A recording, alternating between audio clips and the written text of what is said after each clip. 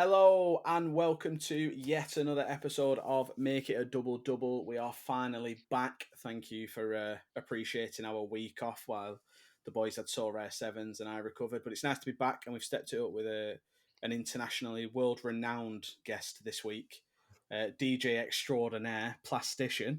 Stish, how are we, pal? I'm good. Yeah, good to be on the pod. I've had you lot in the ears on my drives of late, so yeah, it's nice to get in amongst it with you. Yeah, nice. It's nice to have you here. So we'll throw it over to you like we always do. We'll throw the doors to the saloon wide open. What drinks have you brought for us this week? So the two options that I've gone for was the alcoholic option, which is the Club Tropica by Tiny Rebel. It's a IPA session IPA. It's got fruity tones in there, bit of a tropical aftertaste if you like that kind of thing. Definitely one of my favourite IPAs.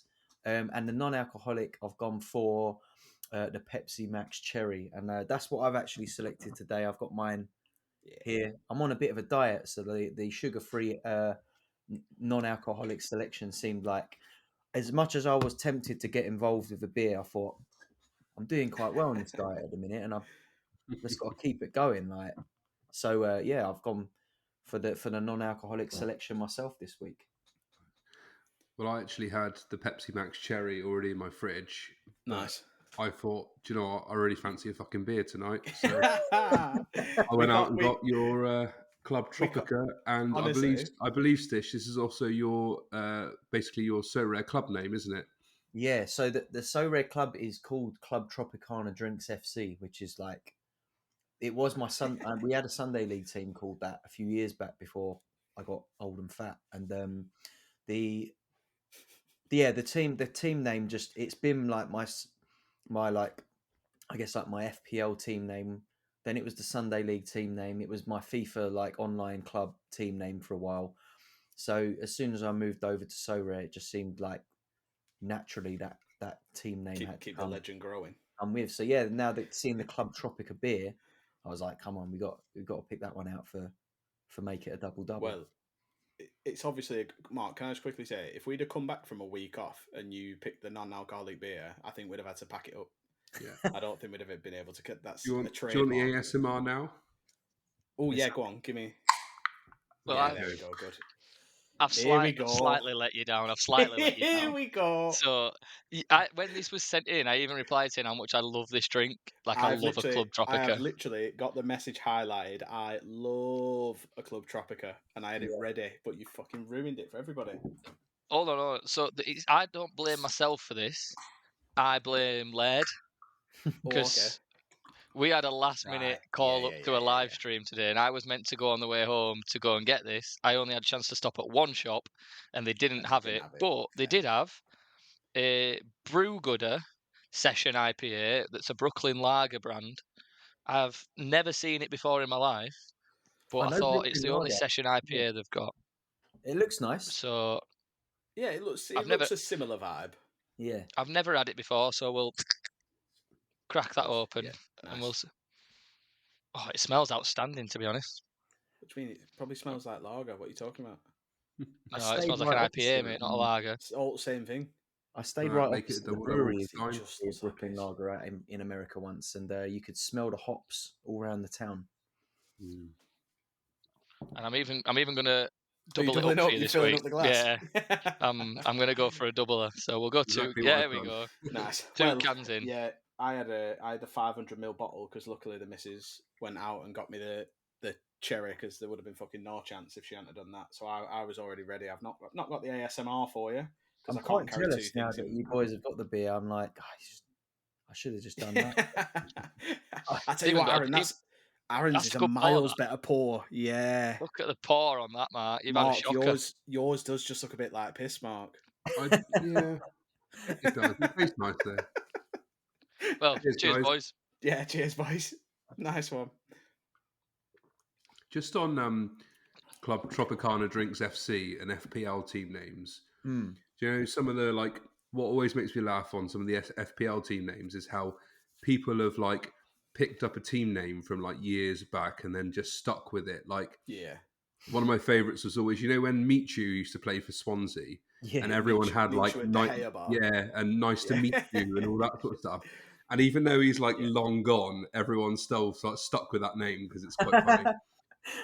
I think Michu at De Gea bar was always one. What's the Murder on Zidane's Floor? Yeah, that's a classic. That's everywhere. That one. That's a classic. Into Your Nan was another one, wasn't it? Into Your Nan. Into Your Nan's a classic. I think mine's Villa Morgulis, which is like a wanky reference to Game of Thrones. But honestly, I'm gonna have a look what mine is now. I've not looked at my FPL since September. I don't think anyone has. We've got a lot of. This is what I mean. Where I live, and I'm sure I saw 2 girls, 1 schlup a few times. Classic. That's a classic. That's a good one. Is that? I think there's a lot of overlap with ultimate team names. Yeah. Like Rice Krispies, Rolls Royce. They're always classics. But Stish, let's bring it back to Sorare. Well, I just try and log into. I can't even fucking log into my FPL. The vastly superior game in Sorare. How did you come about Sorare? Where did you get into it? Who got you into it? So I got into it in 2020. In November 2020 was when I joined, and it was a mate of mine, Dan, who I never got on the whole football index thing. I know that was the kind of gateway for a lot of people, wasn't it? And he was a football index guy who kind of got out just before shit hit the fan there. And nice. Him and a few other. My brother was a football indexer as well, and he didn't have too much money in it. I think he got most of his out before it went down as well. But I never really got into it. I can't really think why, but I think a lot of it was down to the time and how time consuming it sounded. So when my mate Dan was like, "Oh, you should get on So Rare," because he knew I was right into crypto and stuff like that, and he's like, "You got Ethereum, get it on here." And I thought, I've been doing a load of yield farming on Ethereum and that, which is quite time consuming, but actually quite boring. You're literally just moving money around and trying to get it out quick before the token that you're farming goes to pot and your token goes down with it, and you don't get quite as much as you started with, blah, blah, blah. Anyway, I spent so much time just looking at computer screens trying to figure out where to move my Ethereum that I thought, well, when he said that, I understood about NFTs and stuff like that, and I weren't 100% sold on NFTs because I'd had some pretty good trades on them, but I'd also seen how horrendously they could go as well. Yeah, I was a little bit wary about it, and I looked at it and I found it quite interesting because by the time I looked at it, there was a few teams on there. Obviously, they had the Belgian sides on there, the Japanese sides were on there, the Korean teams, and then they had the odd sort of Betis was on there, Bayern Munich, Liverpool and West Ham. Liverpool came a little bit after. West Ham had been on there. I think I remember I was on the platform before Liverpool launched. I remember, and I think we got Real Madrid in the packs and stuff like that back then. So I thought I'll get involved a little bit, but I didn't want to spend that much initially. So my initial purchases was just a couple of youth players from sort of Belgium and randoms from the J League that looked like they scored okay or played all right. And I made a few sort of impulsive purchases early on of young players, overpaid for a couple of them, but managed to sort of come out up because sold them when things went a bit mental. So yeah, I think after a few months of playing it, I realized it kind of dawned on me if you did want to sell up on this game, there's no way of selling up. You have to sell your cards to someone else who wants them. And I thought, who's going to want my Sho Inagaki or Takuchi Yonemoto cards are going to be a bit harder to sell than Florian Wirtz or something like that. So after a few months, I started to shift my purchasing tactic to, rather than just buying these randoms, maybe put a bit more money in, but buy players that should hold the value a bit more. So that's when I started buying younger players. And yeah, eventually you started getting into super rares and stuff like that. But I didn't have a full-blown strategy. It was just more if I want to sell up, I need better cards. I can't you're in a better position to do so. I could be stuck with these cards if I want to sell up, and I think it'll be easier to sell up if I've got Lukaku and Wirtz and these guys instead. So that was when I started to move a little bit more money into it once I figured out how to play the game, and thought I might have a better chance of winning as well if I picked up. Obviously, back then, I think picking up Wirtz and Musiala when I did, they were still kind of rotated. They weren't like nailed on like that. So that was the only issue with those cards was, you could probably sell them, but the value wasn't really going up. It was kind of fluctuating up and down based on injuries. And they're not doing much for you, like scoring wise. Some of them were like, they were in my gallery, but they were the expensive cards in my gallery, but they were actually less useful than some of like the J League players that I had. So it was a bit of it was a weird tactic in a way. It was like, it's good. It kind of made financial sense in the long term, but in the short term, it wasn't like, I'm going to win some cards this weekend. And I never felt like for a while that, it took me a little while to start winning cards. I think my first big win, I won a Memphis Depay, which was a really good reward. Nice. He was at Lyon. Yeah, I was going to say, not so good now. No, you wouldn't want him now. But when he was at Lyon, he was like an AA monster on set pieces, on pens. Big card to have in the game then. So, I had him, and I definitely come around like the knowledge of the game, like as it moves, and as we know, like it changes the rules every now and then, and but still enjoying it now. I've been playing it obviously it'll be 4 years in November, I think, since I joined, which it doesn't feel like an OG. It doesn't feel like it's been that when long. When you first joined, then you mentioned that obviously you were moving crypto around and stuff. I forgot what term you used. Did you see So Rare as like a way of sort of doing that rather than playing the game, so to speak? And has your perception of it changed? Do you now more play the game rather than see it that way? Yeah, I think when I first got into it, I did think this will be like a way to like yield more Ethereum, more money than it just sitting in these yield farms. But it wasn't really like, once I got into it, I realized it wasn't like that. You're not going to be making like money out of it every week, and you're not going to be I wasn't really cashing it out. It was just being reinvested in new cards. So the kind of the strategy, or what I thought I was going to be doing, kind of went out of the window quite quickly, because I found that I was so engrossed with winning at the game that I wasn't looking at like the appreciation of my gallery or anything like that. Because I think, back then we didn't really have the good tools on So Rare data that we have now. We had a lot more of a basic kind of I mean, I can't even really remember what So Rare data was like back then, but I'm pretty sure we didn't have like lineup builders or gallery overviews or anything like that. So my memory is a little bit like hazy of that time, because we've had so many. So weird.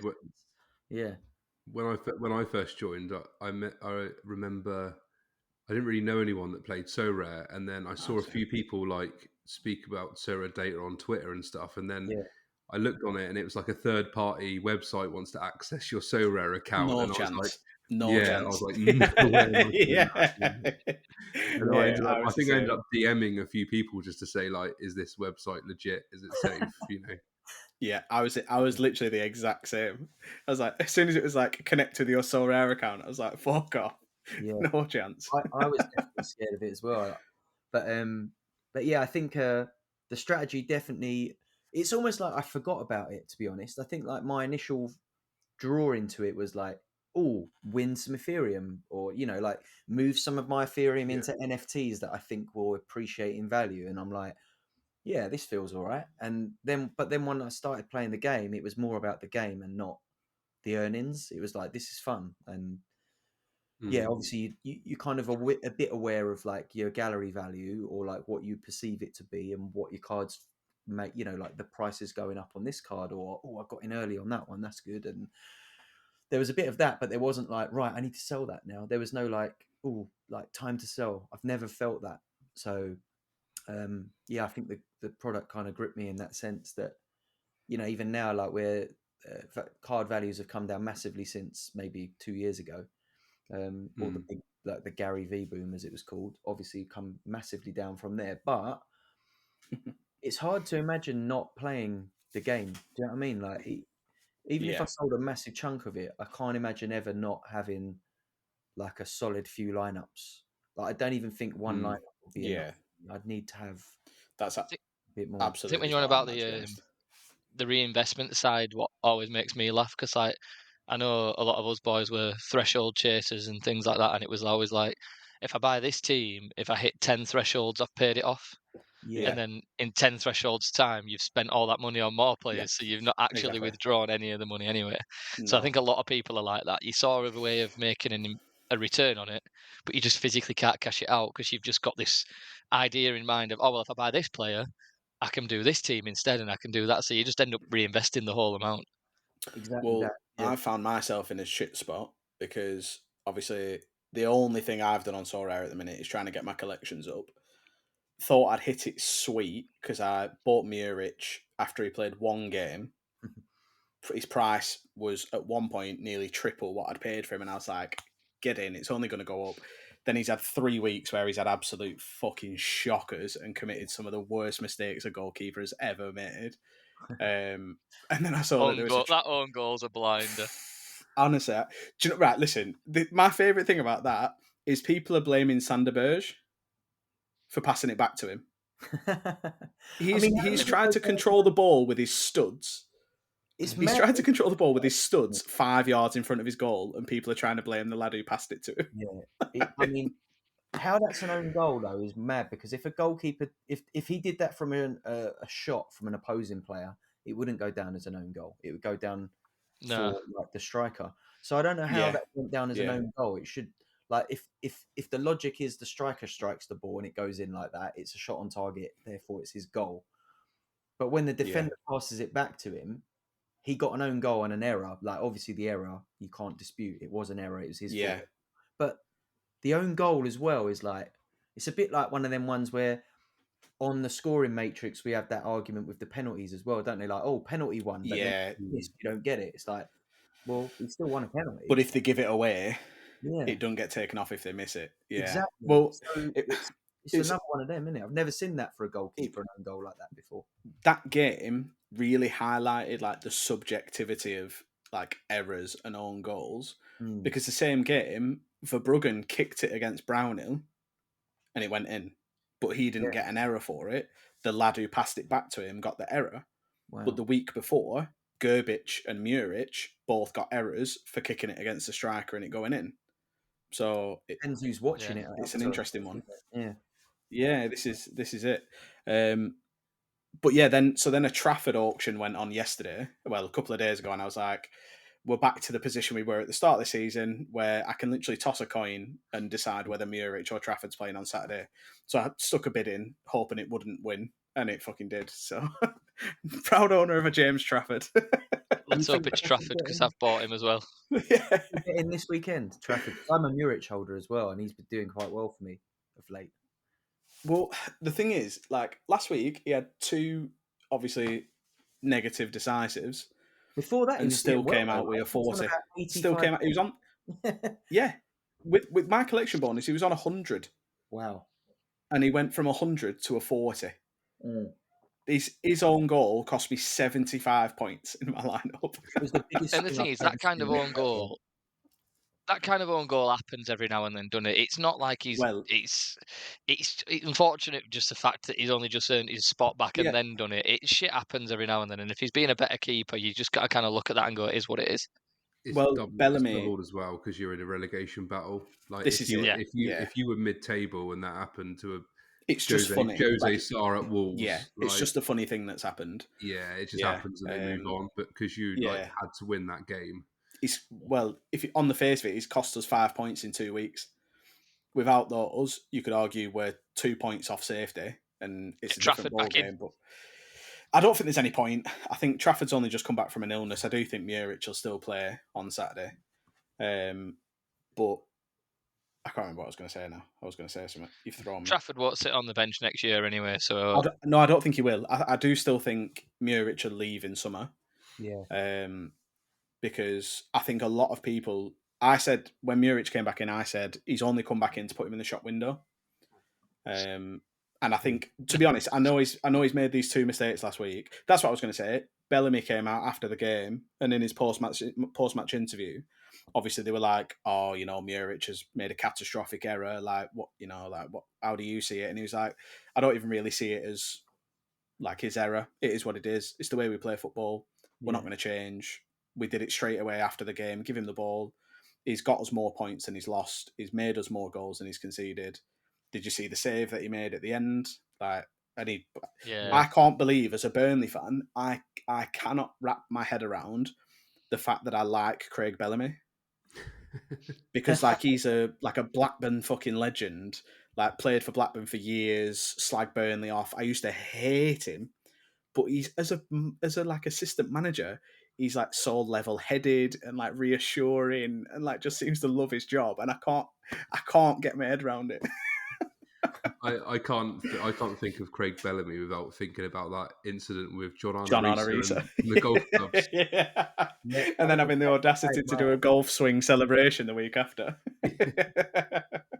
Yeah, that's the exact moment I had in my head when you started talking about him as well. Did that not all come about because John Arisa didn't want to sing on karaoke? Something like that. Yeah, it was something really, really petty. But I'm pretty sure the funny thing about it is that leading up to that, I don't know if it was the same trip, but we were playing Barcelona away in the Champions League, and that incident happened, and it got sorted and brushed under the rug. And in the next game away at the Nou Camp, John Arisa set up Bellamy for the winner, I think it was. Is that when he did his golf club celebration? Probably. Well, Stish, you obviously, like many, many people have done when they talk about being introduced to Sorare, briefly mentioned Football Index. Obviously, went down the shitter. The fella who created it ran off with 90 million, whatever he ran off with. Have you boys seen the update on this? Effectively, the scandal, really. So, Stish, I see you shaking your head. Let me get the name of it. Now, there's a new platform come out called Kicks. The Kicks football game. KIX_digital. And basically, it's a trading platform for it. It's basically Football Index, with slightly more regulation, apparently. Now, what has been happening, by the looks of what I've been reading, is they have preemptively blocked on Twitter a lot of Football Index users, especially the ones who are very outspoken, desperate, legally working to get their money back, desperate for legal action to be taken and things. And they've preemptively blocked them on Twitter so that they can't see their posts. Made a little telegram that these people have been hidden from and stuff. But then it's come out, the head of trading from Football Index is involved in Kicks. And then Adam Cole, who is the co-founder and the fella who fucked off with 90 million, allegedly, is also in there was a PowerPoint presentation that got leaked of what they'd presented. And he was one of the named founders. So the big thing about it is that in that Telegram group, I think it might be that Adam Cole, basically someone said, is he a part of it? And they said, no, he's got nothing to do with this platform. And then now they've found documents with his name on it as part of the staff that set it up and a founder. So now everyone's basically said, you've fucked yourselves before you've even started. Yeah. It's mad. It won't go anywhere, that now. No, but that's such a mad thing to do, because I think the 90 million thing, I didn't really realise how much money people had lost. Oh yeah, there were some big losses. Some people have lost hundreds of thousands with no accountability for it whatsoever. And it is literally this fucking Adam Cole fella's fault because he's just fucked off. Wow. Madness. I can't believe they've even had the audacity to try it again, really. This kind of thing does happen in real life, though. Basically, if you are a company that racks up debt, if you announce bankruptcy and you can't afford to pay it, you just don't get your money. The issue with this was about the secrecy behind it and the fact that they've profited so much, and then made it go bankrupt and not paid any of these people out. Yeah, they've made a fortune and then forced everybody else to lose a fortune. Yeah, absolute madness, people really. With families and kids and stuff that this is it. tens of thousands in a platform. And it was like the first football game like that. So there were a lot of just normal people who were football fans involved that probably have, like, listen, on the face of it, probably got carried away with how much money they've put in. But, just like we are with So Rare at times. Yeah, absolutely. But that's because there's no, like, I'm under no illusions. Like, if I lost that money tomorrow, listen, it'd be shit, but it is what it is. But Football Index throughout was talking about like all this security and how you can immediately sell your shares. You don't have to, like, it don't have to be someone else who buys them. Then that changed, so actually someone did have to buy them, and then actually it was like Football Index had to approve that trade, and then just a shit show, absolute shit show. But speaking of other changes, sorry, Stish, go on. I was to say I feel sorry for everyone. I remember reading all the news about it, but yeah, I know a few people that got stung. Not for big amounts, luckily for them, but some of the stories you hear from that fallout was just horrendous. And I think that's one thing, if anything, that So Red did kind of have going for it was like, in a way, it was almost like they would have learned from the mistakes that were made by that company. And I think that the full transparency they've had to come with, and the fact that, if So Rare does go down the pan, these NFTs will still exist on the blockchain, and someone else can pick up the slack if they wanted to. They could make another game, and obviously we've had little side games made by like So Rare Mega, and So Rare Data used to run like the leagues and stuff like that. So it's been proven that other people can make their own kind of games using the cards. So you'd like to hope that something like that could come of it. But ultimately, if it did go down the pan, I don't think a side game could ever like quite rekindle what the main. Yeah, it'd be tough. I think people would be like feel burnt. Yeah, and it's tough to get that love back in it, really. Yeah, all the licenses they got with leagues and clubs and everything like that, trying to get all those. Especially when you've got like probably like more well-established games, so like Ultimate Champions. It's never really been an interest, but if So Rare went down the pan, I probably would have more interest, especially considering they do have licenses in place. They're probably in more of a position to go to those leagues and say, "Look, we've got it all in place. Here's a fuckload of money." So I have every faith in So Rare.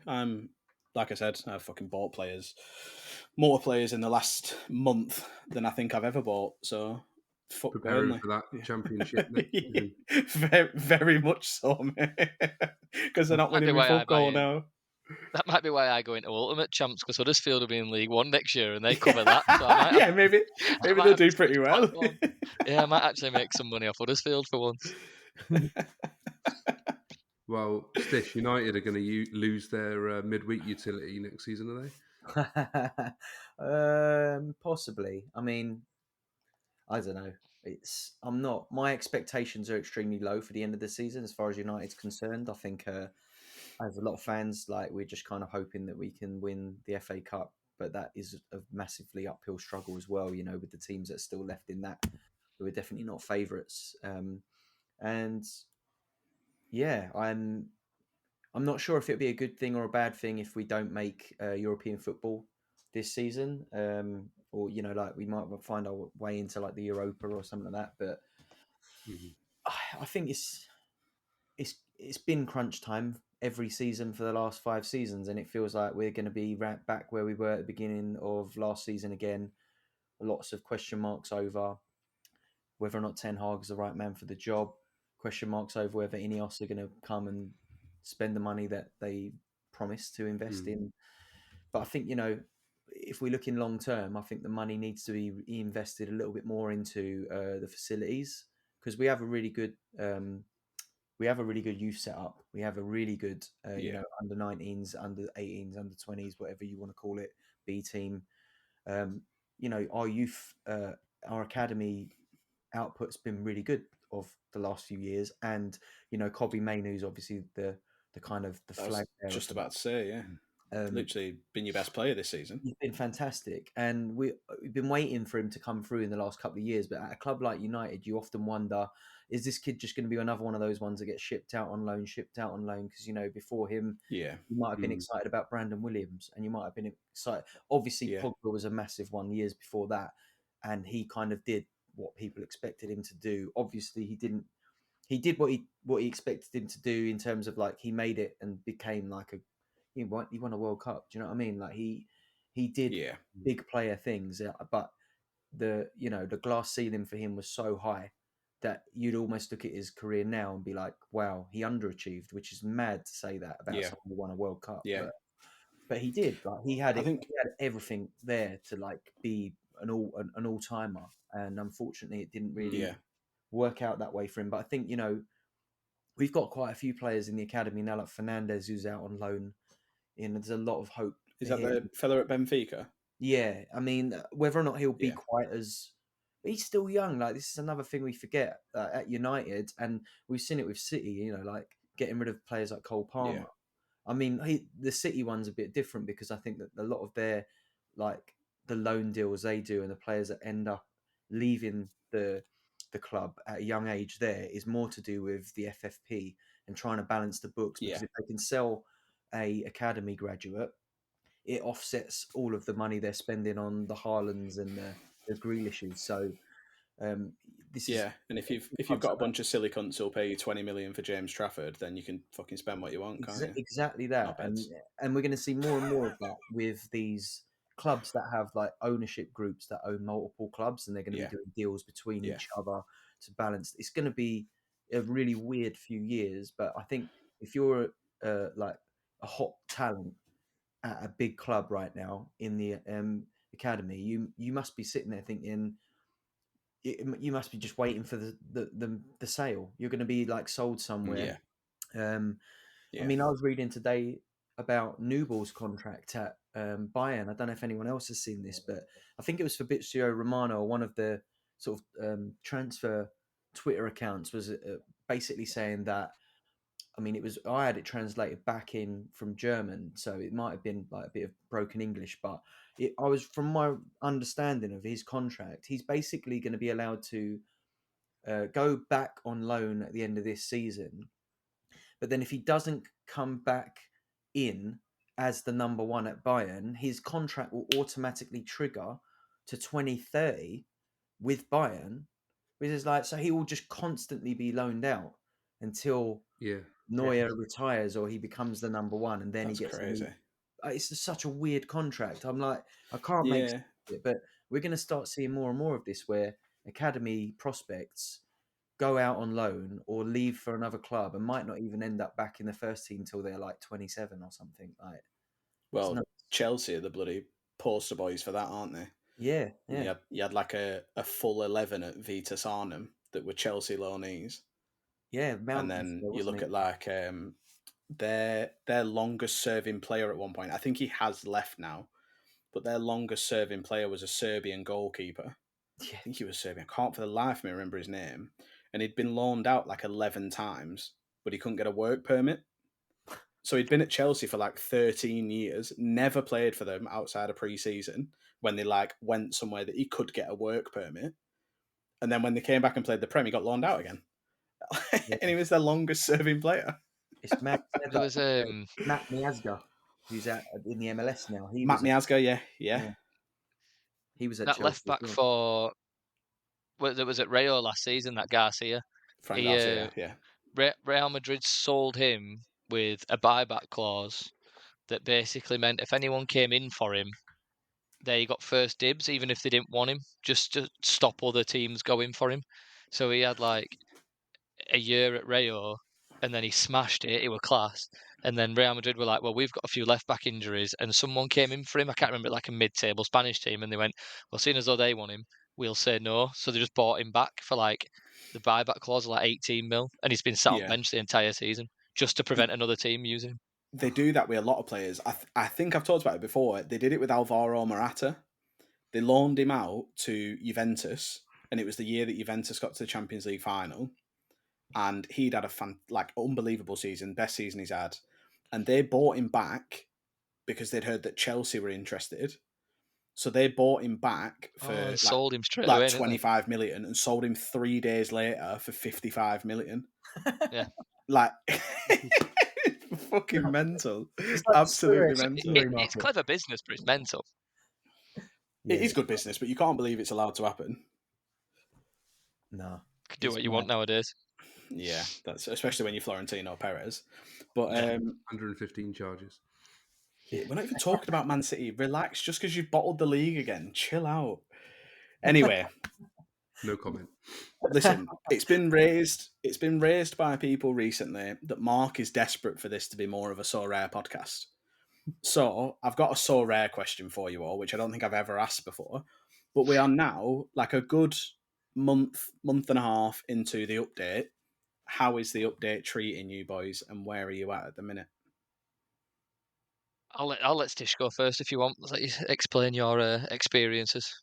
So mine's been quite mixed. I think if I take myself out of my own kind of experience a little bit, my brother and my brother-in-law both play the game at a much lower level, limiteds only. My brother's got a rare lineup now, actually, but they've done all right with the new sort of structure. They're starting to get their heads around it. I think it was a bit confusing for them. So I always think I take their experience because that is the experience of a lot of new users and I think the big thing that we all need as holders of cards and of players of the game is more new users coming into it because the supply is massively outweighing the demand at the moment, which is why card prices are where they are. But if the growth massively outgrows the supply, then the demand for those cards gets higher, and then the price naturally pushes up, and it brings everything up with it, doesn't it? The prize money, the money that they've got for new licenses, all of that kind of stuff opens up again. Yeah. So I'm quite pleased in the sense that I think a lot of people who are playing it at a lower level seem to be enjoying it and getting that buzz of opening I like the boxes. I weren't sure about them at first, but even winning a boost, quite happy with that at the moment. Trying to max out as much. Because you're winning something. Exactly. You're winning something. It's nice to like the loot box kind of thing. Like it's just a bit of excitement, isn't it? So I'm definitely good with that. In terms of my own sort of like winning and my own, I think that I'm winning stuff, but it's not.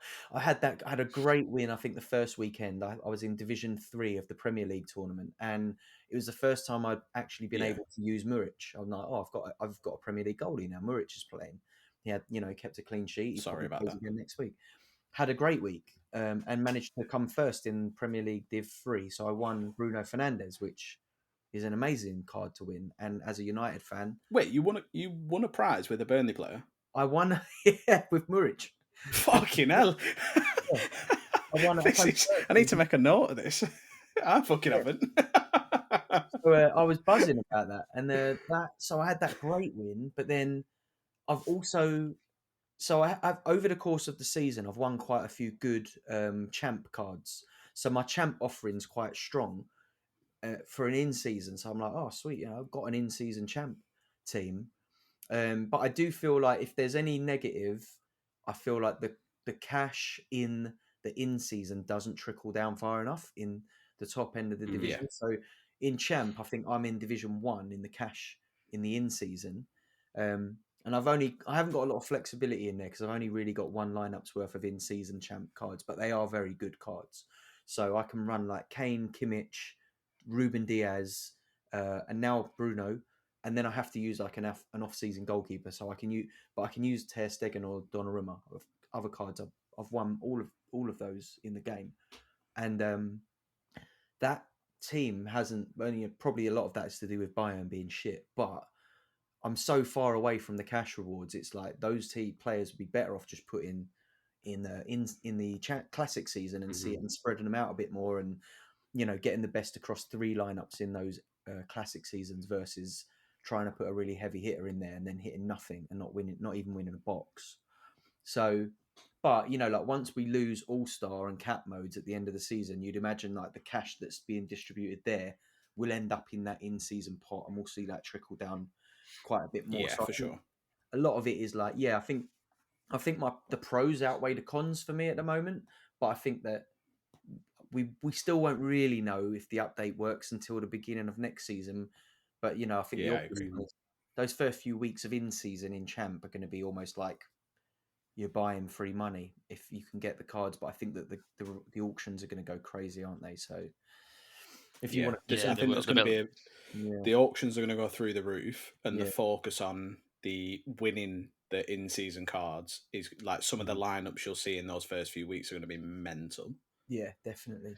definitely It's winning going the to be cash. interesting to The see top how end. they work it with the Yeah. new season, because typically they don't release the new season Prem cards until like September, do they?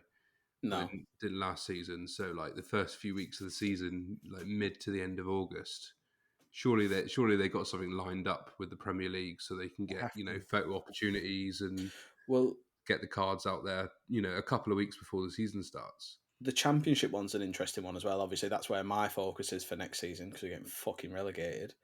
But the first week of like what would be the in season is the week that the Championship starts. So similar to like, is it going to be Yeah. that actually the first week everybody's winning new season cards, and then the auctions come, or do the auctions come like the week before to let people build up these teams, and then so I'm wondering if I get like 1 week of in season with these Burnley players now, even though it's in a different tournament, and then all the new season comes. So I'm just waiting to see how it all falls, really. I If you were reckon. Sorare's point of view, surely you want your auctions up before the season starts. For sure. There'll be the prices that they will sell at Through the would roof. Yeah. fund them for Yeah. months and months to come, and Yeah. then you don't actually mind the slight drop as weeks go on, as you'd Yeah. expect, and things like that. But those first 1 of 1,000s, 1 of 100s are going to be tenfold of what they are at the moment. Yeah. I'm so interested to see what players like Trafford, who is probably going to be number one next year. He's going to be that first one is going to be jersey mint 1 of 1,000, a starting goalkeeper under 23 till 2027, playing for a team that everyone's expecting to get promoted, high scoring goalkeeper. Like he could be so fucking expensive. Yeah, yeah. Like I can't even, because like I was expecting him to be hundreds when he first came out, and I think that first one went for like £100, and I was surprised. So I'm staying fucking well away from those auctions. I say that now. I'll buy some. I've got too many one-offs now. I've spent so much money on one-offs that I just can't buy anymore. If Sarah announced like, you know, 4 weeks before the season starts, if they said like opening week of the season, we're going to double the cash prizes in the new season cards, and then they released new season cards like 2 weeks before, think of the prices they'd be going for. I think you're Being looking at like smart. Man, a Gary V boom. and Yeah. as a business, I don't mind it. It's like No. it's clever business strategy. Like I don't Yeah. see why. I see a lot of people moan about stuff like that, and they say like, "Oh, the only reason that they've released a unique now is because next season they can release one in a week's time and stuff." Yeah. Well, no shit. They're They're a a business. business. Yeah. They're allowed to mint it whenever they want. They're allowed to The advertise what they want. They're allowed to promote what they want. So I don't the see why prime people get so pissed off with the decisions. the prime example I remember of that is when Julian Alvarez was at River Plate, and he'd had like a historic night. I think he'd scored 6. It would have been the highest ever score there'd been on So Rare. Like I think he worked out like 150 or something mental. And the day after, his unique went on sale, Yeah. and loads of people were crying like, "Oh, they say it's random," but then all of a sudden, he's just scored. Like he's one of the prime talents in world football. He's just had a historic breakout night, and you don't think they're going to capitalize on that. Yeah. It just doesn't make sense. And there's nothing wrong with it either. Like it shouldn't have No. to. Yeah. They've got to sell at the I highest think point as well, haven't they? Yeah. throwing it back to your question, Adam, I will say that the one thing that's confusing me, even though previous guest A-Tree tried explaining it to me, is a lot of people are benefiting from being in lower divisions. Yeah. So I'm seeing scores of, say, 400 get a podium in Division 4 and get a really good reward. And then in Division 1, if you get 400, you just remain in Get the division. nothing. Yeah. You don't get anything. So then, like at the moment, I think picking your division is more important than picking your lineup. Like, Yeah. which to me makes sense. It makes sense tactically, but at the same time, it should just be the best scores should win. Yeah. And I do think that you're slightly losing this stars will be stars if you've got Mbappe in Division 5. Yeah. Yeah. But then Well, I feel like there's got to be some contrast. we saw one of the biggest scores ever, didn't we, this week? And that Man City Oh stack, yeah, the Man City stack with a keeper that had a clean sheet. Because I think there were 3 players for City who scored hundreds, and then 2 who scored in the high 90s. I think to win Division 3, because I think I'm in Div did I put a team in Division 3 for the Prem in season? And the winning score was like 557 for a limited stack. Like, in Division 3, why am I seeing Doku, Ake, Gvardiol in Division 3? Like, it doesn't make sense. But like you said, that's the smart pick in their divisions at the minute.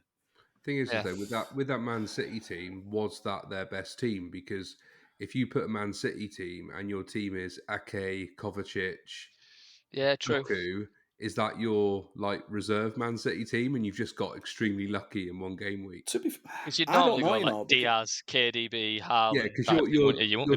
your top Man City team is going to be Would you now though? Huh? Like Ake, I feel like we mentioned Nathan Ake's name more than anyone else. Yeah, okay. Only because of that game, he got like 140 odd points or whatever it was. Yeah, against Malta. That's not the point. But your top Man City team is going to have KDB, Foden, and Haaland, isn't it? I don't think it does have. I don't think it even does have Haaland in it. Well, no, it probably don't now. If you know Alvarez or Doku are starting, you'd probably choose one of them over Haaland at the moment. So. And I don't think right now. I don't think it's got De Bruyne in it either, because it does if he starts. I don't think it does. I think it's got Rodri. I think if you're picking one midfielder, I think you pick. If you had to pick any given day of the week, you're taking Rodri over De Bruyne. One, there's more chance he plays, and two, he scores higher. Yeah, De Bruyne, you've got like a 70% chance he don't play at the minute. I don't know what it is, but I think for me, I've won a reward since I bought Rodri. Well, fair enough. I think for me on the latest system, the only thing I'd like to see is that obviously with the divisions and promotion and relegation, and you sort of like submitting your teams before they've kind of. I know it's kind of indicated on there, but it's quite difficult. Like I made a mistake last week where I was meant to put a team in Div 1 and I had a team in Div 2 and I got the two mixed up because I forgot that one was being promoted and one was being relegated.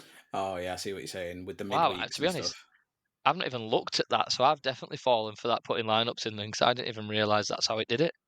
Yeah, but I'm not sure if they fixed it, but previously it would say Div 1, but you need to look at your current week's scores to see if that Div 1 team is being relegated, because if you put a team in there and then it gets relegated, you're then in Div 2. Yeah, I didn't even realise that. Well, that's why luckily I know that mine are always like because of the team names. Like I know not to put anything that I actually want this week using my Everton team, because obviously they've just scored 110 points for 5 starters. So have you fucked up as? No, I've just been given a message from Sora Canera saying that Bazunu has apparently done his Achilles, so McCarthy's now in for the season. So I've instantly loaded up Sora, and Harry Trades has swept the floor. Hey, listen, he's called Harry Trades for a reason, mate. Fair play to him. Fair play to him. See, look, now he's on a different time zone. He's just ahead of everybody. So I wonder if he's messaging me because I used to have his rare, and he probably don't know I've that's true. binned it off a long time ago. But yeah, sorry about that. I thought I would just try to make a quick flip there, but not going to happen. Oh, I'm sorry to hear it, pal. Should we do a quiz? Yeah. Yeah, because you can just embarrass me for the next 10 minutes. Let's bring back Tenor Ball. No, that's Countdown. Never mind. So, got 2 questions for you. One of them is football based. One of them is in honour of our internationally world renowned DJ, which we will touch on that after the quiz, because I've been meaning to ask you about that. So, Aaron, you famously shafted me with a cricket question. No, I didn't. Yeah, you knew most of the answers to that. No, you knew most of the answers. No, I didn't. We had 2 Australians on, and you thought, how can I finally fuck Adam over here? I'll give the Australians a cricket question and we'll kill Adam off. And it did. He absolutely swept me under the rug. So, Mark, you're going to go up against Stish for a football question. Okay. And your question is, so we did with Laird, we did the top 10 leagues based on that website that I got the football rankings off. Using those football rankings, so those top 10 leagues, between you, I want to see how many of the current leaders of those leagues you can name now that we're coming into the title runs. The top 10 leagues, yeah? So the Are you going to tell us the leagues as well? I don't want you to start. I want to see how many you can get, and then once you've both lost a life, I'll give you the remaining leagues. Does this not Okay. favour Mark though? Because he got the question. He has had heard about what the top 10 leagues were before, so he knows them. Yeah, but that was like 4 months ago. And When did we have Laird on? Is that how long ago it was? It feels like it were a long time ago. We weren't on Yeah, it YouTube. does. I remember that. Were we on YouTube? Oh, Did right. we have Laird on YouTube? Yeah, we were, I think. Did we? Yeah, we were. Oh, It maybe was in not. January. Well, I've got the list, so it's up to you. I can give you the 10 leagues all now, or you can see how many of the leaders you can name without them, and once you've both lost a life, I can give you them. Okay. How do you want to do it? I don't know what the leagues are, so let's maybe it'd be more fun if we just guess a team, because then it's like, like some of these leagues might not even be in the top 10. Yeah, so they might be winning their league, but are they in the top 10? Yeah.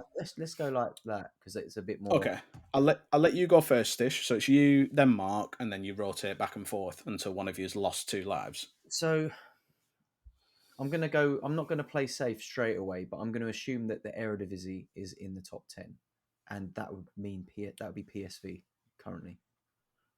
PSV are one of the leaders of the top 10 leagues. Okay. Nice. Good start. I'll say a team that had a massive pitch invasion at the weekend. Bayer Leverkusen.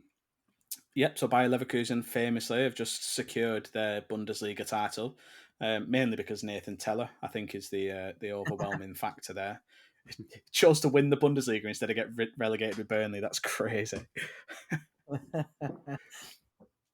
Okay. Next one I'll play a bit more safe, because it's a team that I know is top. Real Madrid. It's got to be up. Real Madrid are top of La Liga. I'm also going to play safe and say, unfortunately, it's now Man City. I was wondering how long. I was wondering if you'd avoid saying Man City, because rightly so, deservedly so. And I think everybody's favourite team in that running. Man City are winning the Premier League currently.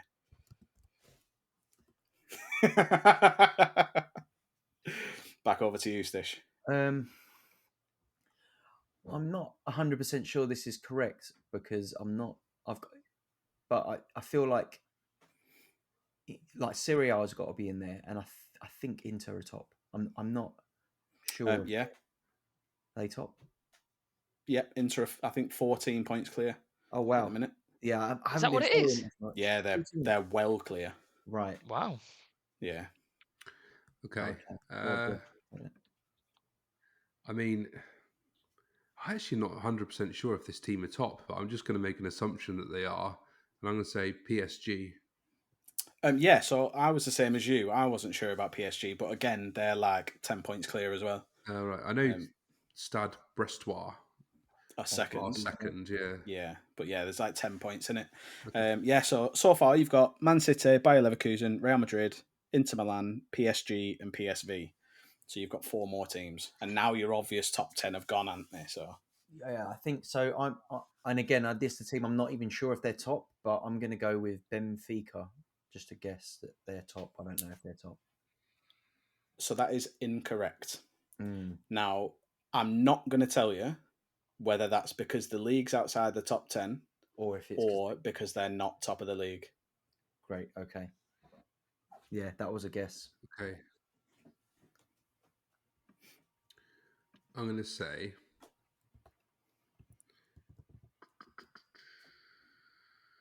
I don't fucking know. Because I know one of the countries is right, but I couldn't. So what I will say, and I'll explain why, one of them is almost impossible. Wow. And if you get it, you are either a lunatic or a cheater. See, I also think that the part of the reason why it's impossible is because the league probably hasn't started that long ago. Yeah. So one of the clear favourites might not be top at the moment. That's an interesting deduction there, Mark. I was thinking that, but I couldn't think who was top at the moment. But you might be thinking of the same league that I'm thinking of. Yeah. So I know the country's right, but I'm even struggling to get a team from there at the moment. I'm just gonna have to go Belgium and say USG. I don't think the country's right though. Are USG top?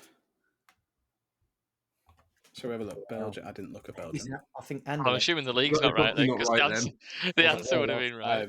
Yeah, so neither of those are right. They're second, and it's not in the top 10. Okay. I think they were. I think they were 13th on my list. Okay, I'm going to try this one. This might be a risk, but I'm going to go with the Championship and Ipswich. So the Championship is apparently the 11th best league in the world. So that's unlucky. So I think, Mark, if you can get one right, I think that takes you home. Yeah.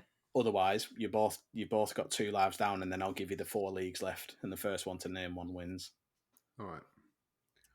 Well, I don't mind saying it a little bit, but I know Mexico is in top 10 countries.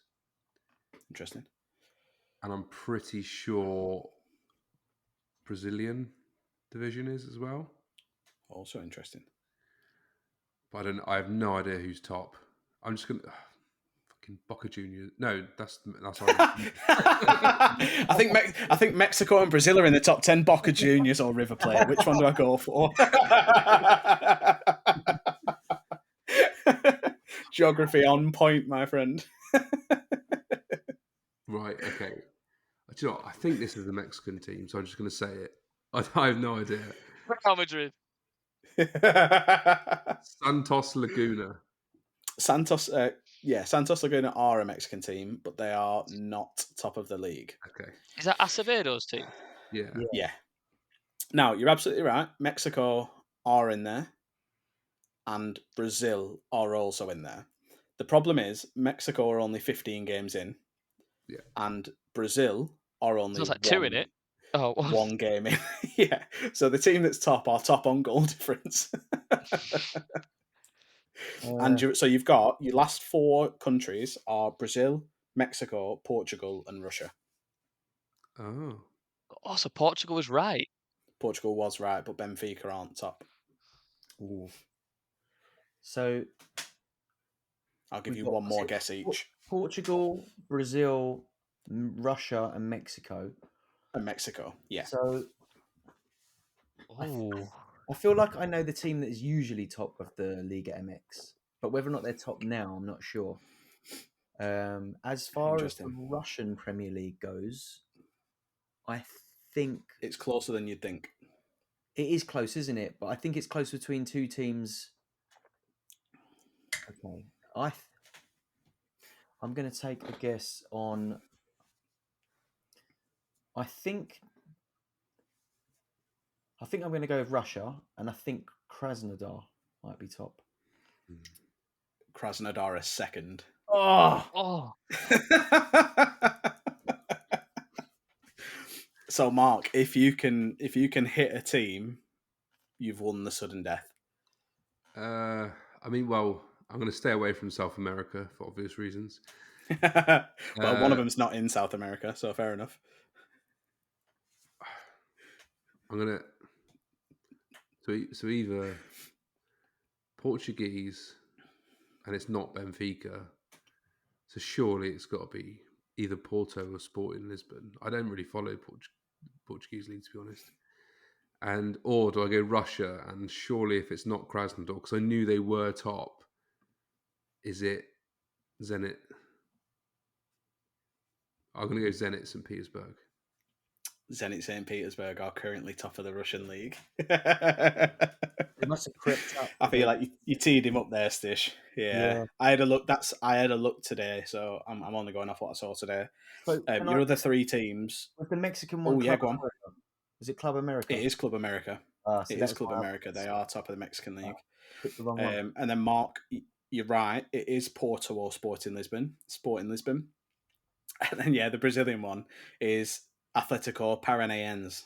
Who won 4-0. So they absolutely walked over. I think Flamengo were second. Cruzeiro were second, actually. But it's all just based on goal difference. So 1-0 to the pod. Now, we are usually in this position. And then, luckily, you get a chance to level it up, Stish, because Aaron's shit at this game. And luckily, even more so, I have done my absolute best to stitch him up. And based on you being a DJ, I have got a list of the top 20 apparently currently most influential DJs in the world. I mean, I probably You're won't. such a prick. Now, when I say influential, this is based on Google searches, Google News articles, Instagram followers, and TikTok followers. So Right. it might be more subjective to you. Obviously, it might even be harder for you because you've probably got an opinion about a lot more DJs and the influence they have. But with it not being his field, I'll let Aaron go first for this one. Well, I've only got 2 in my head. That's it. Like after those 2, I'm literally going to struggle to name anyone. Go on then. So I will go with Steve Aoki. So Surely he's on the fucking top 20. So no, I want top 10. You said 20. Yeah, no, I've got a list of 20, but we're doing top 10. Right. Oh fuck. Are you sticking with him? Well, I'm gonna have to now. Yeah. You have to. Yeah. So when I looked at this list, I looked at it and said, "God, I hope Aaron says Steve Aoki." Is he 11? He's number 11.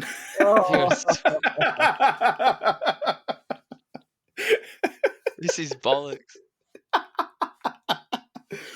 Also, Steve Aoki is the most accurate cake thrower I have ever seen in my entire life.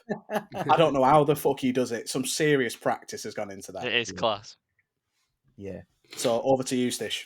Influential DJs. What year was this list, by the way? So let me have a look. I'm pretty sure it said 2024. Right. Let me have a look. Does it say? This is on djtechreviews.com. Right. Where does it say? See, valid website in the world. Yeah. To be honest, all these do seem. It doesn't have a date on it. It does. They all do seem fairly prevalent at the minute. I would have said Steve Aoki's top 10 at this point. I do have shit. The number of Google searches was discovered using Google Keyword Planner of searches for each DJ around the world in 2022, is what it says for the news articles. Okay. All right. But then, yeah. In fact, actually, I'll tell you what, I can actually see because I can have a look how many followers one of them's got. Let's have a quick look. I'll have a look at number 1. How many followers has he got on Instagram currently? Okay, so I've got one more in my head too. It must be a little while ago because this person does have an extra 0.7 followers. Not 0.7, but obviously I'm not giving it away. Okay, all right. Let's go with David Guetta. So David Guetta has got an extra 700,000 followers compared to this article, and he is the number 1 most influential DJ apparently. We'll go with 9 million Google searches, by the way. 9 million Google searches. Crazy. My issue is I don't even know if the fucking DJs at this point. I'm going to go with Calvin Harris. Calvin Harris is number 4. Fuck Calvin Harris, not a real person. Taylor Swift's the only reason that he's had any success. So, unfortunately, Aaron, you don't get a point for that because we pretend that he doesn't exist. So, no, he is. He's number 4. Well, number 4. Well done. Okay. Back over to you, Plastician. I am gonna hazard a guess with. You can't guess yourself, by the way. That's I wouldn't be anywhere near that. No, you're number 14, pal. You're all right. I reckon. Right. So if we're thinking 2022, I'm going to go with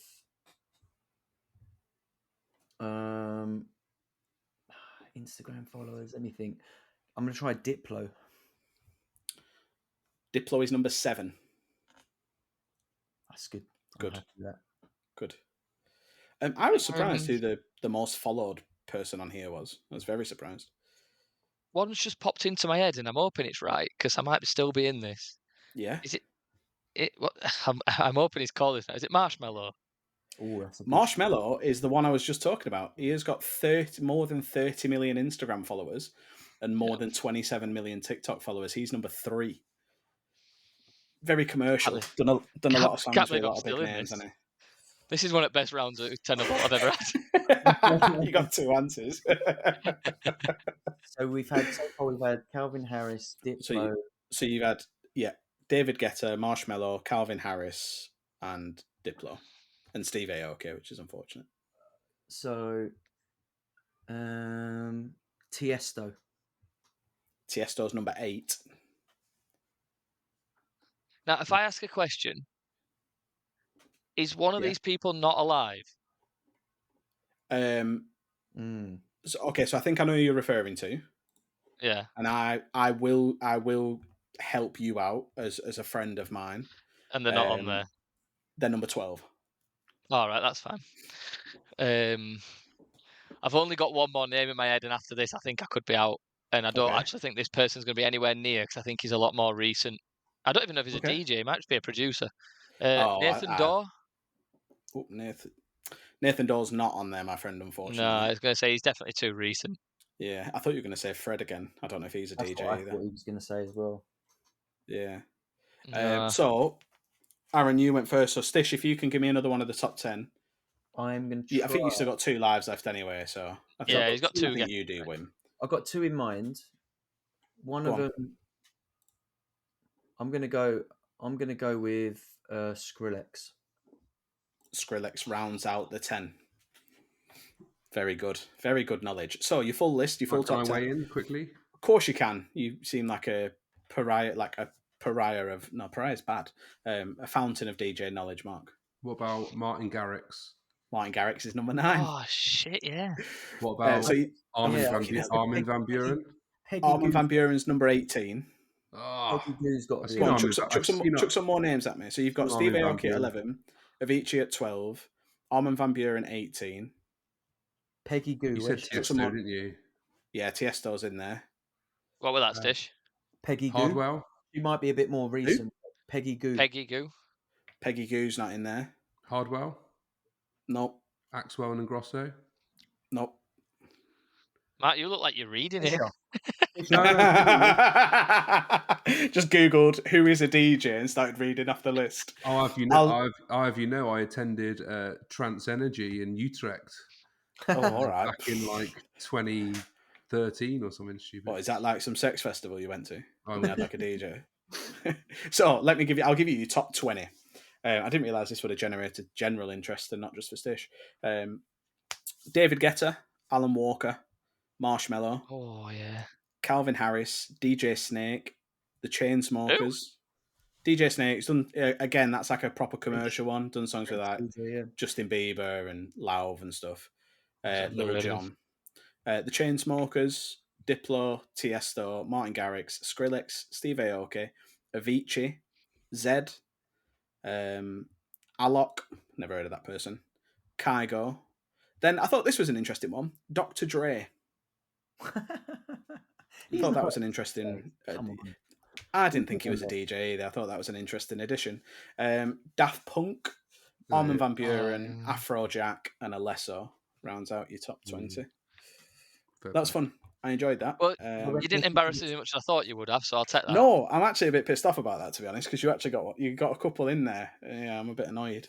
But yeah, speaking about you being a DJ, Stish, you've recently, and I'd still say recently, it's only a few weeks, returned from a tour of Asia.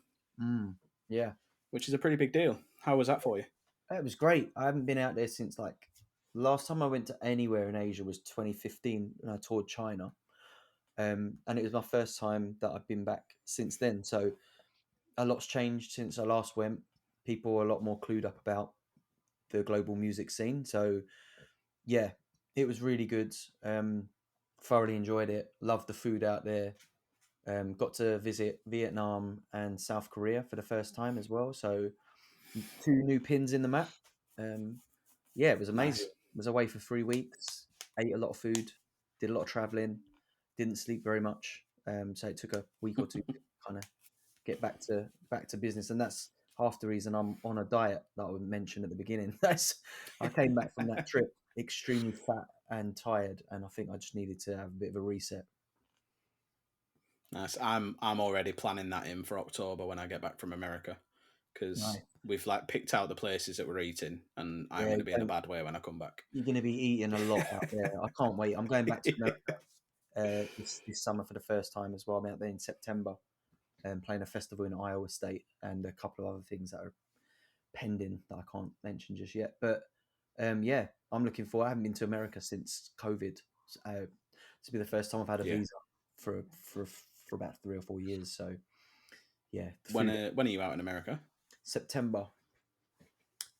Where are you going to be? Because I am in America in September as well, so I might have to come and watch. As it stands, You're saying that like America's like a small town. Yeah. Well, no, but I am doing a road trip up from west to east. So I'm in the Midwest, so I'll be in Iowa State. That's pretty central, and it's in the middle of a forest, so pretty out there. Oh, but, nice. Yeah, if you get closest to the time, you hit me up, and I'll have a full itinerary by then. Because normally what happens is you kind of book and announce one gig, and then lots of the other promoters and festivals are like, they see that you're there at that time, and they're like, can we add? Because once you pay the expense of the flight out there, they don't. Yeah, when they you might as well get that on. It's like, oh, we'll add a gig here, do this, do that, and you have one gig what we call like the anchor, and then you'll announce that, and then in the time between now and September, we'll piece maybe 10 more shows in like a couple of weeks, depending on how much you can fit in the midweeks. But when I usually go to the States, I try and have a gig every 2-3 days if possible. So you're always on the move there. So yeah, by the time how often do you gig in the UK? Sorry? How often do you do gigs in the UK? Not as often as I used to. I think that we just lost so many clubs, and things come and go as well. Obviously, I've been around a long time. I'm not a spring chicken anymore, but I still play out maybe, I'd say at least like 3 times a month in the UK still. I was in Brixton on Friday. Where's the next gig I've got? I think like bank holiday weekend on May the 5th. I'm playing a disco show in London in Angel, and I know I've got a couple of bits on next month. My memory is like really bad until I've got like the week in front of me. I just know this weekend I'm not gigging. I gigged last weekend.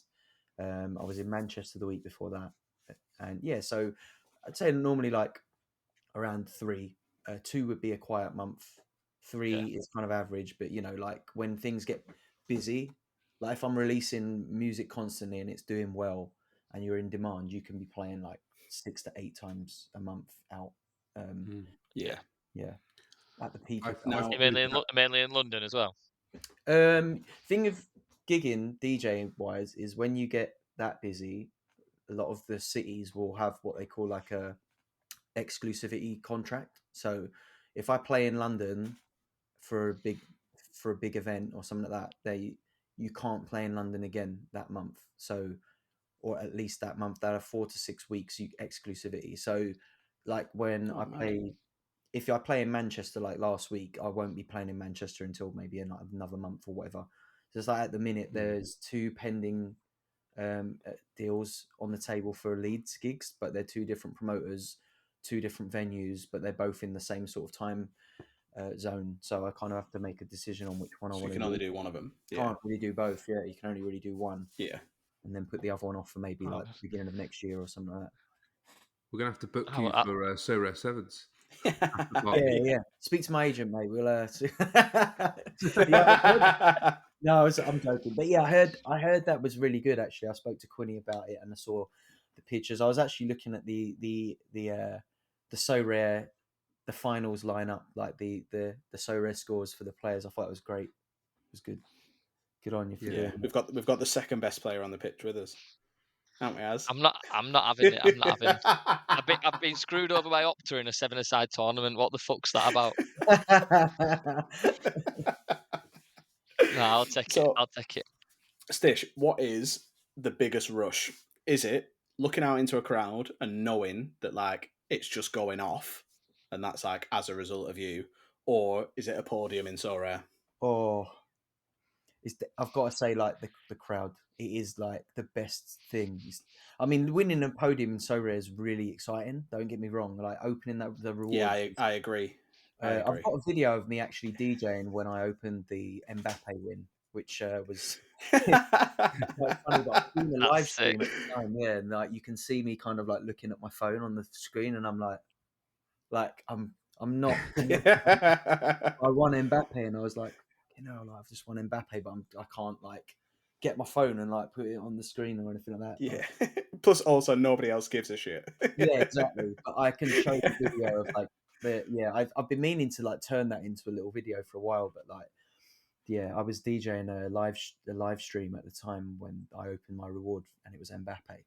And so that was a buzz, but I think there's been some certain moments in my music career where you're literally like on stage, and I've played some big stages down the years, like main stages of festivals and that, and it's nuts when you look out and there's like 10,000 people. You're like, wow, this is pretty mental. I can't believe that there's 10,000 people standing here, or chose to stand here and not go to another stage at a festival or something like that. And definitely, like there's been do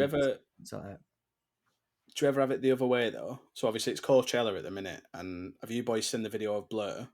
Yeah. I've seen you tweet about it, Stitch. I think like that's there's I mean that's common as well. Like you not every gig's and I've played, but you have to kind of just get on with it, because even if there's 2 or 3 people there, like they've paid to see you.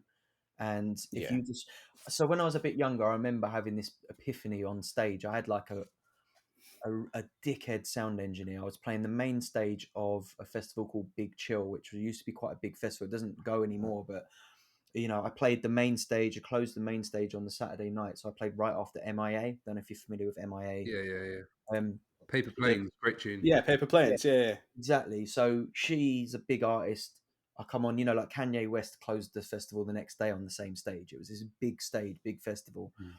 And I went to go on stage that year, and back then I was still playing vinyl, and they were like, "Oh, we just to let you know, we haven't got the vinyl decks." And I was like, "It's in the tech rider. What do you mean you haven't got them?" Like, it was a really stressful moment in like the 10 minutes of like, right, you're playing in 10 minutes. And I'm like, with what? Like, I had like these scratched up CDs that were like a kind of just in case, but I hadn't used them for like years. Didn't particularly like using the CD technique, the turntables, the CDJs as they're called. And I'm like, oh my God, this is going to be horrendous. These CDs are scratched up. I've got 10,000 people out there that I need to get on, and quickly, like before they move to another stage, I need to get on to start playing, because if there's any kind of delay, they'll just move to another stage. And then I start playing, and they turned the music right down, because for whatever reason they didn't want it super loud. It was the end of the night. They got to bring the noise volumes down. So at the front of the stage is like thousands of people chanting like, turn it up, turn it up. And I know, I can sense and feel that it's not as loud as it was for MIA like 20 minutes before. So I had the monitor speakers, and I just turned them around and whacked my monitors right up, and there was a big cheer from the front of the crowd. And the sound engineer's walked onto stage, and he's gone to me, "If you want to make this fucking hard for yourself, I can make this fucking hard. Don't be a dick." And he turned the monitors down, and I was fucking raging inside. I'm like, oh my God, this guy is like, like in football terms, it's like, oh, the referee's trying to be like the hero of the game. He's ruining it. Yeah. This sound engineer was doing everything he could to like make me angry. Like, you've not got the fucking equipment that you're supposed to have here for a start. I could have he didn't care if I played or not. He was like, if you don't want to play, just let me play. That was his attitude, right? He'd obviously had a bit of an earful, because MIA had a stage invasion at the end of her set, which meant that they like security went crazy. So the vibe was not good in the backstage. They just were done. They didn't care that I was going to play. Yeah, they were ready to finish the day. They were more than happy to just like me to kick off, and then them to go, oh, that's cool, we won't play. But I'm like, this is a big gig for me. There's 10,000 people here, and I'm going to try and get through it. So after that, I was just like, inside, I'm like, I'm laughing at how fucking ridiculous this is. I'm like, I can't believe this guy is like, literally, he wants me to tell him, fuck you, we're done. Like, I'm not going to give him that moment. And I was just like, fuck it. We're just going to try and play, try and calm down and get through it. And then after a few minutes, I think everyone watching sensed that, I don't know, like it was weird, but the crowd almost was like, could see maybe that there was some, I'm dealing with some shit on stage, but I'm going to get through it. Technically, it was fine.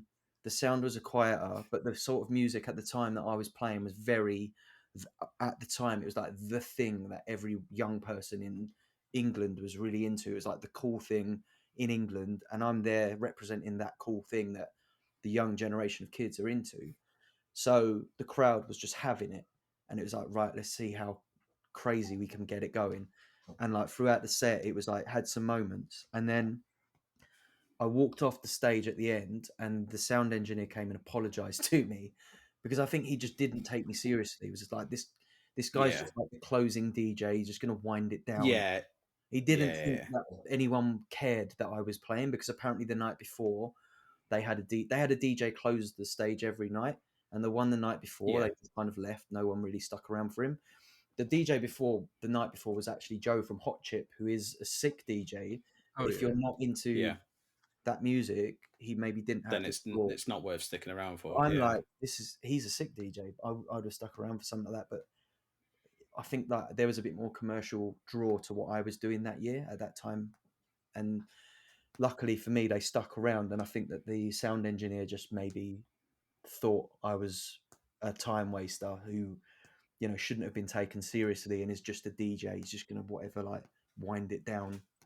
So getting that apology from him at the end of that set was almost as good as the reaction I got from the crowd. It was like a personal win. And Yeah. those are the things that you kind of remember even more so than the crowd almost sometimes. Is like, so now, like you come across it all the time. Like you get to a gig and it might be really shit, but you're just like, you've still got people there that want to see you and don't want Yeah. them to think you're a dick, or, you know, like it swings and roundabouts. Like some gigs won't be busy, some gigs will be like the craziest thing you've ever done, but you just have to try and be professional and play a good set and be nice to the promoter and speak to people that come and talk to you. And it's part of the job, really. Yeah. So do you change a lot of your sound, like depending on what's like hitting, Within or have you reason, like now settled into like a sound? I like listening to lots of different kinds of music, and like it within the kind of electronic music space. And I kind of made my name for myself as being someone who's a bit early on something else. Sometimes Yeah. too early, to be honest. Like I'll get into something, it'll kind of like build into this little scene, and then I'll just decide I've had enough of that. Now I'm going to go and listen to do something else. And like now, some of the stuff that maybe 10 years ago I kind of like incubated and started and grew a little scene, and then something else took my fancy, and I was like trying to dabble in that. Some of those scenes that kind of bubbled up around like the radio shows and the record label I run and stuff are now like established genres in America, and have like, you know, like little niche festivals that are concentrated solely in that kind of music. Yeah. And that's what I'm always like, can we do that again with like a sound that sounds a bit like this? Or so I think in the world of DJs, they call, like, they will refer to DJs like that as like tastemakers, like people who Yeah. find something that no one's really into yet, but try and use their platform to showcase it to an audience of people who listen to them to be kind of enlightened on like something cool that they might not have heard yet. And they're the kind of DJs I listen to. I like listening to DJs where I don't really know what they're going to play, but I know that I'll hear something that'll be like, what is that? That I need to find more of that. And that, as a DJ, that's like the highest honor you can be paid, is by other DJs thinking you're good. And that's kind of, you know, you can't just stick around. Like you can be a great technical DJ and play the same kind of music your whole career, but in terms of being a tastemaker, if that's what you want to be, you always have to have your finger on the pulse of like something that no one really knows what it is just yet, and you use your platform to like bring that through. So you know, for me, I started out playing UK garage, and then it was like grime and dubstep, and I was playing and making that before they even were called grime or dubstep. And that's why I still do what I do now, I think, just because of my involvement in those two sounds particularly, and the impact that what were they called before grime and dubstep? Well, they kind of grew out of garage. People just thought it was like a new kind of garage sound, but darker, or you know, like have more. Did you ever fancy going for like mainstream type music just to try push it as such, or do you just like your own sound? I think that some of the stuff that I was doing was so popular that like it almost brushed shoulders with the mainstream. So like, Yeah. you know, I've met loads of like really big artists down the years where it's like, oh, can you meet this person? Do a remix. Oh, we want to put you in a session with this person because your sound is like cool and underground, and they're like trying desperately to like look cool. So you always find that when you are cool, they'll try and make you work with the artists who are so desperate to like Who want to look cool. Yeah. yeah. So at a peak of like the grime and dubstep like genres, you're definitely working with artists. But then, you know, like I've worked with people like Skepta, who you probably think of as like a mainstream artist, but we worked on music together when no one knew what we were doing. Yeah, well, he's like one of the pioneers of grime, isn't he? Really, exactly. Like, Yeah, but you know, especially to make it mainstream. And we both came out of just playing what we thought was garage. Like we were, Yeah. we were both DJs when we met actually, and yeah, we just both liked this dark kind of garage music, and we were making beats and trying to. That's how we became friends. And you know, a lot of people ask me, "Oh, how did you work with Skepta?" And it's like, I worked with Skepta because we were both relative unknowns that no one cared about. We were just mates, and you know, if you want to work with the next Skepta, like find your like work with your mate, because that's Yeah. I wasn't trying to get into his DMs or anything like that. We met and we were friends, and we still are. So like when I got to work with him more recently, it's like it's just like, you know, bumping into an old schoolmate or something, and that's how some of those things come about. Definitely. It was Skepta that was like a big part of that BBK and stuff, wasn't it? Yeah, him and his brother. Yeah. I used to love BBK and Skepta. Yeah. I spent a lot of my university listening to Jamie. Yeah. A little middle class white boy just listening to Skepta, I thinking that was cool. I'm his target audience, I think. Yeah, see those guys. That's really funny. We all kind of came up through the same. We all met, like Jamie and Skepta are two of my oldest friends that I've met through music, definitely, and still speak to them regularly. Jamie more so at the moment. I check in with him quite a lot, but Skepta's always flying around somewhere. He's always been pretty shit when it comes to phone calls as well. So he'll be one of them people that like I won't speak to for like 6 months, and then I'll get a phone call at like 11:15 on a Monday night, and it'll be him asking me like what this tune is or something like that, and we'll catch up for 6 months, and then I won't speak to him again for 6 months. It'll be. Well, he's transitioned a little bit more into like acting and stuff as well, hasn't he? Oh, he's doing everything, man. He paints. He's obviously got a fashion label. He acts. He directs. He's directed a short film. He's doing all sorts at the moment. You know, he's in Coachella at the minute. He's just playing out there. So he's been doing a lot of DJing. Actually, he's got into playing like house music and running a house music record label. So he'll be out in IB for this summer, lording it up, no doubt. With his Mass Tiempo brand. Who's out there at the moment that's up and coming that you've sort of started listening to that people should be aware of? Right now, I mean, I give you examples. I need to refresh my Spotify list, mate. That's what I'm asking. Some cool stuff that I'm listening to on Spotify right now. Let's have a look, because again, like I don't really listen to artists. I listen to like moods or DJs, and then I like songs. I don't have any necessarily like go-to artists, but I might have like sounds or styles or like DJs that I like listening to. So like, I'm trying to think of a good DJ to listen to. There's a lot of good DJs to listen to out there. I think like I like listening to people like Ben UFO is a good DJ to listen to for just like a broad sense of like what's good. Mark, are you all right, by the way? Have you had a power cut? It's slowly getting darker and darker. I'm going to turn my light on. Hang on, I'm going to turn my light on. Yeah, Ben UFO is a good example of a DJ to listen to. And then you've got like, I think like, I don't know, like I listen to DJs more than I listen to artists. So even if I look at like what am I listening to on Spotify, it's mostly shit that my kids listen to, like, which is rap music, but clean versions of it because they're too young to listen to all the swearing. But yeah, I don't have. Yeah, I mean, it's a mad question. I get asked stuff like that quite a lot, and I'm like, I genuinely can't. In terms of Spotify, like narrow it down. Yeah, I listen to like radio shows. Like I'll listen to Rinse FM radio shows. I'll listen to Ballamy radio shows, NTS radio shows. Those are like your tastemaker, like you might hear stuff. You'll hear all different genres, but you'll hear it selected by people who are like masters within those little niches that they select. And yeah.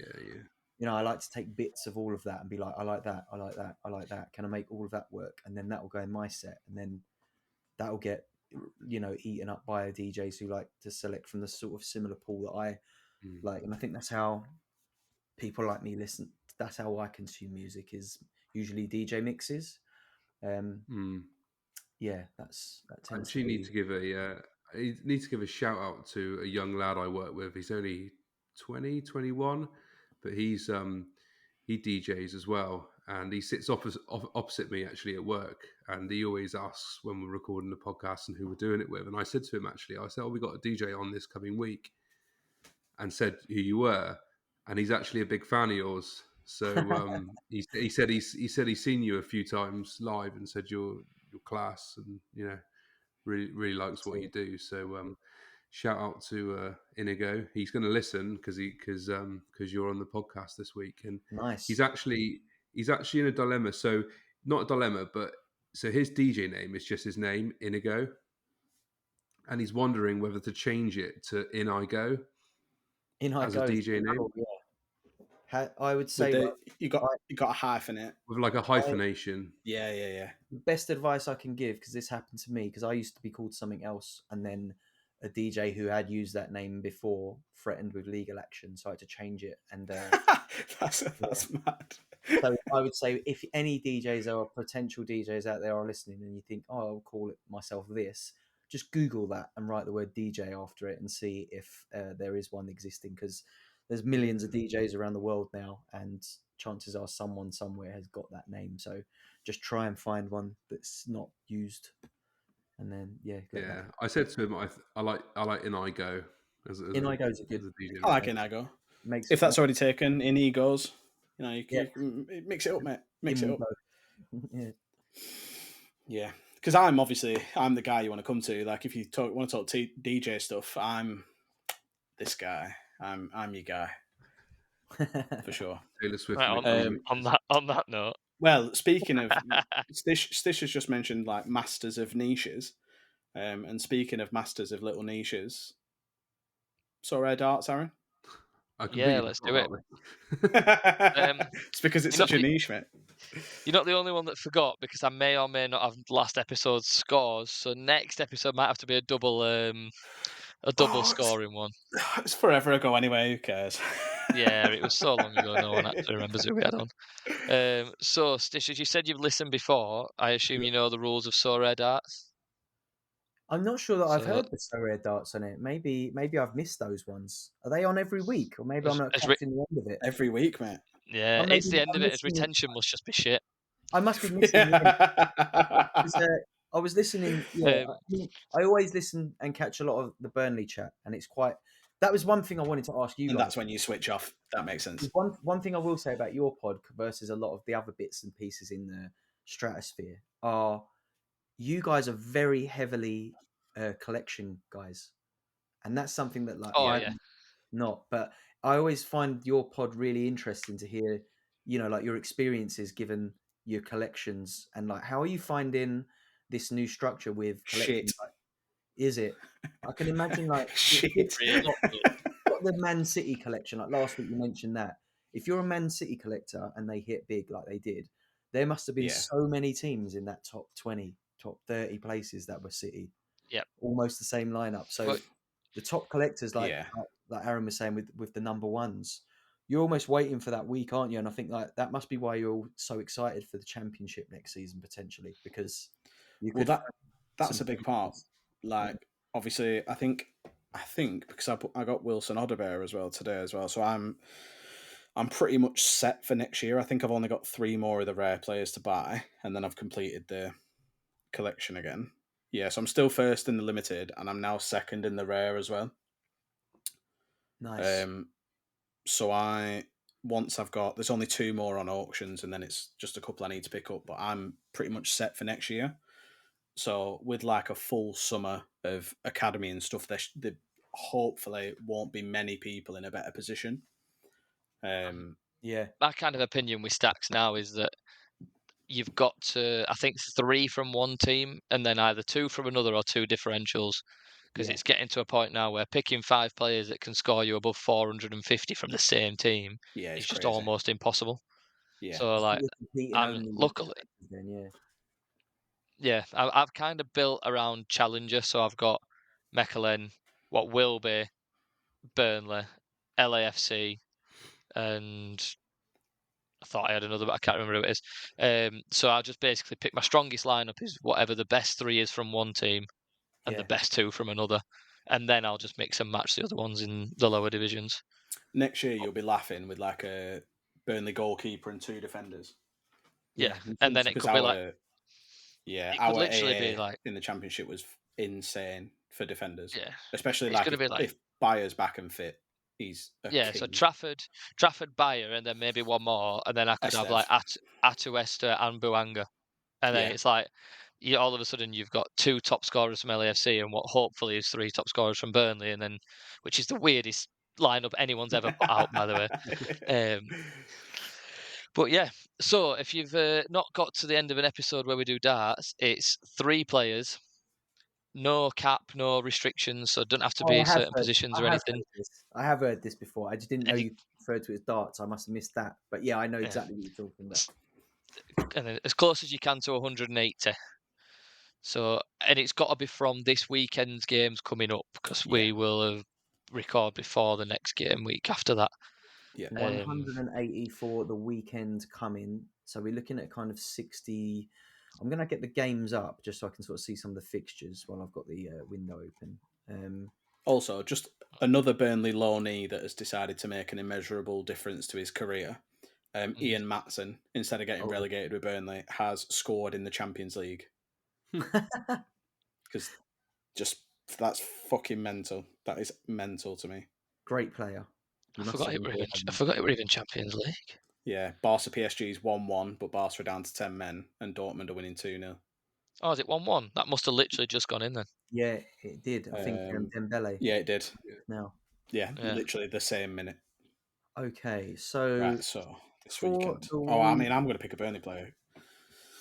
3 players. I've got mine locked in. Yeah, I've got mine as well. I am going to go with... Let me just have a quick look at some of these. My internet's really slow today for some reason as well, by the way. So I'm just literally, I can see the fixtures, but I can't. Do you want us to do ours? You do yours, Give you a second. Go on then, Az. You kick us off.